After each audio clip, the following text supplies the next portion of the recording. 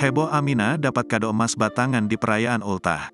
Anak pertama Atta Halilintar dan Aurel Hermansyah, Aminah Hana Nur Atta rayakan ultah pertamanya, Jumat tanggal 24 Februari tahun 2023. Aminah Hana Nur Atta pun mendapatkan banyak kado dari keluarga Ashanty dan Krisdayanti.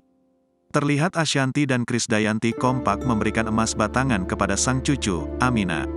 Hal tersebut terungkap dalam unggahan video di kanal YouTube Atta Halilintar.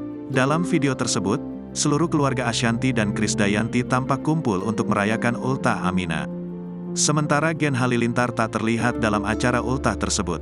Diketahui, pesta ulang tahun pertama Aminah Hana Nur Atta disiarkan secara langsung melalui siaran televisi dan kanal YouTube AH.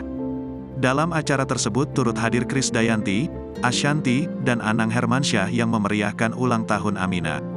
Ulang tahun pertama Aminah Hana Nur Atta berlangsung meriah dan dihadiri sanak kerabat Atta Halilintar dan Aurel Hermansyah.